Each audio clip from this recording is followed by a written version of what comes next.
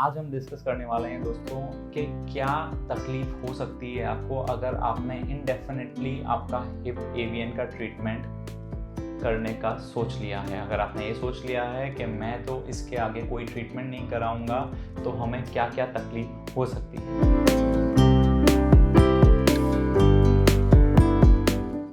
क्या आपको आपके हिप एवियन का ट्रीटमेंट डिले करना चाहिए? क्या आपको जो भी non proven methods of treatment है उन पे लैक्स ऑफ रुपीज एंड बहुत सारे मंथ्स वेस्ट करने चाहिए? Hi friends, my name is doctor DP Sharma and I am a consultant in hip and knee joint surgery.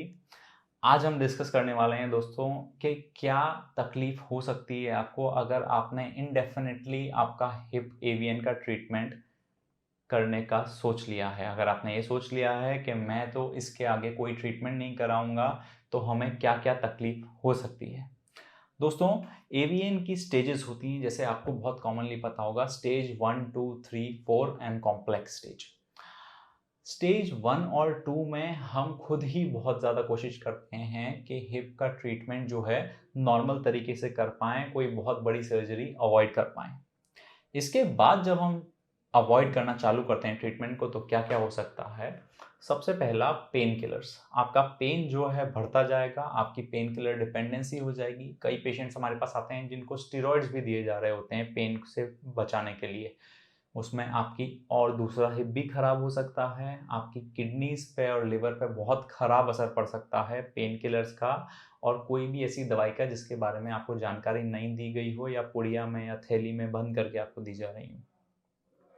Next problem आती है स्टिफनेस की। अगर आप केस जो है डिले करते जा रहे हैं तो स्टिफनेस इतनी बढ़ जाती है कि हिप नॉर्मल मूवमेंट्स ही भूल जाता है। अंदर की तरफ जाना, बाहर आना, पालती मारना, इंडियन टॉयलेट में बैठना, नॉर्मल तरीके से बिना लचक के चलना, ये सब चीज़ें वो याद कर लेता है खराब तरीके से चलने में। और इसके बाद अगर आप बहुत सालों तक डिले कर रहे हैं तो इन चीज़ों को भुलाना इवन आफ्टर सर्जरी बहुत मुश्किल हो जाता है, क्योंकि ये सबकॉन्शियस लेवल पे चली जाती है, साइकोलॉजिकल लेवल पे चली जाती है। तीसरी बात आती है दोस्तों वेस्टिंग। वेस्टिंग मतलब पतला पड़ जाना पैर का। हमारे पास कई सारे पेशेंट्स आते हैं बहुत सालों बाद जिनका एक पैर डबल द साइज होता है और ये वाला पैर जो है वो पतला पड़ गया होता है।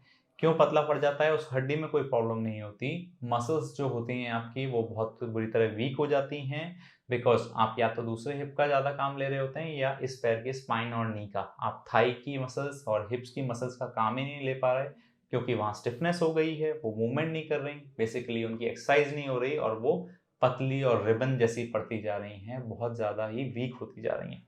इनको वापस बनाने में बहुत ज़्यादा मेहनत और टाइम चली जाती है ऑपरेशन के बाद भी, और जो कि आपके लिम्फ को जाने में बहुत ज़्यादा तकलीफ करती है। नेक्स्ट बात आती है दोस्तों शॉर्टनिंग।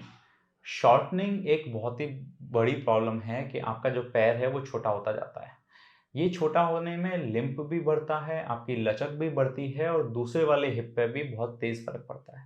हालांकि हम हमारी स्पेशल टेक्निक से पैर आपका बराबर करके दे देते हैं, but at the cost of के ओटी में एकदम से आपकी वीक मसल्स को और स्ट्रेच करके वीक हो गया, तो आपको और बहुत मेहनत करनी पड़ेगी उनको वापस से स्ट्रेंथन करने में। नेक्स्ट कॉम्प्लिकेशंस आते हैं दोस्तों आर्टिकुलर साइड कॉम्प्लिकेशंस, जैसे कि प्रोट्यूजियो एस्टाबुलाई या बोन लॉस। कई पेशेंट्स इतना ज़्यादा डिले कर देते हैं कि उनका हिप बॉल धस धस के उनकी जो प्याली होती है, जो कप होता है एस्टाबुलम, उसको इरोड कर देता है और अंदर की तरफ बढ़ने लगता है। ऐसे केसेस में दोस्तों ऑपरेशन ही बहुत ज़्यादा कॉम्प्लेक्स हो जाता है। जो प्राइमरी कप है आप उसको नहीं लगा सकते, आपको स्पेशल चीज़ें यूज़ करनी पड़ती हैं, जैसे कि ऑगमेंट्स या स्क्रूज या बोन के पीसेस या बोन ग्राफ्ट्स, तब जाके वो हिप का सेंटर बाहर आता है। ये एक बड़ी सर्जरीज हो जाती हैं, इसमें कॉम्प्लेक्सिटीज़ बढ़ जाती हैं, टाइम बढ़ जाता है और रिकवरी टाइम भी बढ़ जाता है, क्योंकि पहले आपको एस्टाबुलम को बाहर लाना है।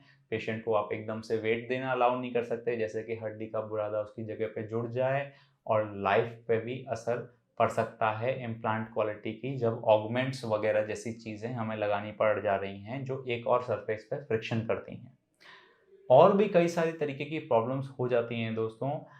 हम इस वीडियो से आपको डराना नहीं चाहते हैं, बस आपको ये बताना चाहते हैं कि आप सही टाइम पे अपना सही इलाज करा लें।